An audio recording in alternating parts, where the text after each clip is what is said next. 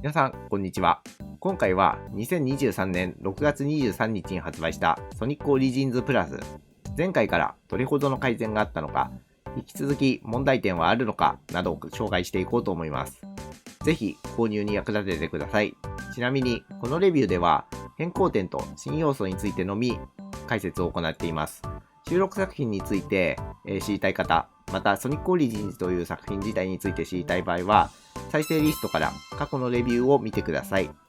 先にこれだけ言っておきたいので言ってしまいますが、本作はズバリ買いかどうかですね。ゲームギア作品、ナックルズ CD、エミーを動かせる。このうちのどれかに魅力を感じたら買ってしまって大丈夫だと思います。特にゲームギア作品は、もし全然所有していない場合は非常にありがたいことになっています。各作品、普通に1本あたり1000円以上の価格で売られているので、これが1000円ちょっとで買えてしまうっていうのは大変お買い得ですね。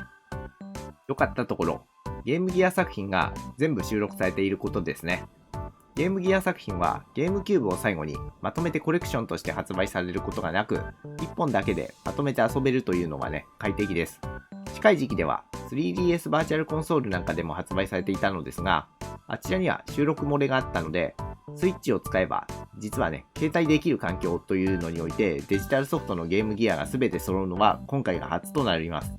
先ほど話しましたが、ゲームギア作品は実機も含めてとても高額であり、それらを1000円ちょっとで全部楽しめるというのは破格です。ゲームギア作品といえば、さらに高難易度化が問題となっていたのですが、ちゃんと救済措置がありまして、どこでもセーブが実装されています。これで誰でもエンディングまでいける可能性がかなり高くなりました。そしてエミーに関してなんですが、今後を考えるとクラシックエミーというスタイルが確立したのはね、大きな一歩になったと思います。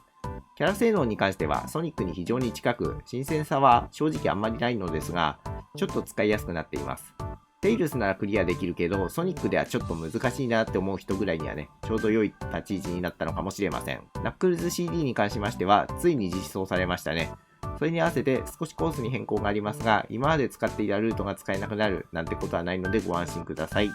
また、ナックルズの滑空は、速度の維持が優秀でタイムワープの難易度を下げるアクションとなり、CD 自体のタイムワープに対する救済措置として機能している面もありました。それ以外では全作品共通で細かい挙動の調整が入りました。主に空中での挙動が改善され、上の方に飛び上がるルートの分岐が進みやすくなったり、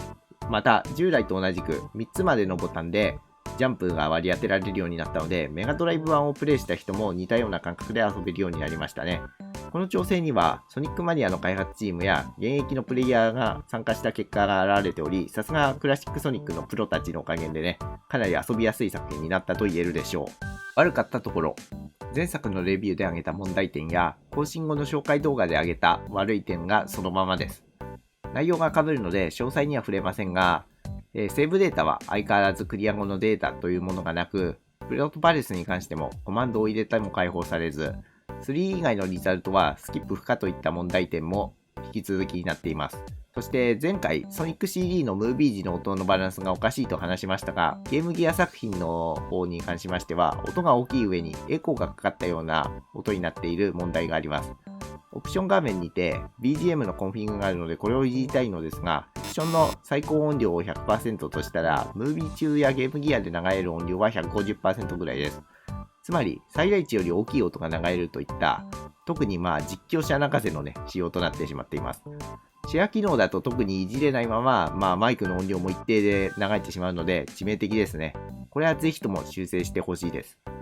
また、ゲームギア作品の追加があったものの、ギャラリーの方は一切追加がありませんでした。音楽はもちろん、説明書も収録されていません。一応、ゲームギア作品の説明を全て投げているというわけではなく、タイトル画面から見れるマニュアルにて、元の説明書からそのまま文章を持ってきた形で、アイテムの説明は見ることができます。ただし、それ以外のストーリーや小ネタを見ることができません。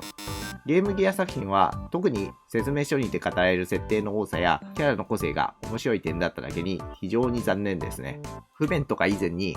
コレクションでは初の説明書が未収録となったためにこれは結構衝撃的でした。前作で救済措置のようなものが少ないと話していましたが、この点も相変わらずですね。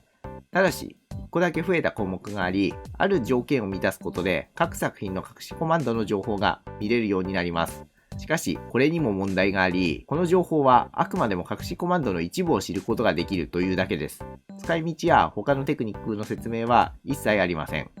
例えばなんですが、ソニック1のタイトル画面で、上、下、左、右って入れると、ステージセレクトに入れる説明があるのですが、その画面で何をどういじるとね、他に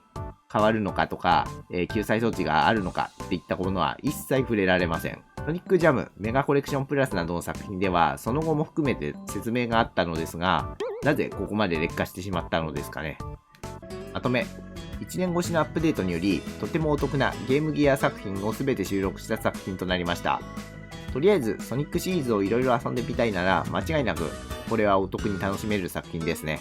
しかし、1年前に挙げた問題点のほとんどが放置されたままとなり、ゲームギアも説明書がない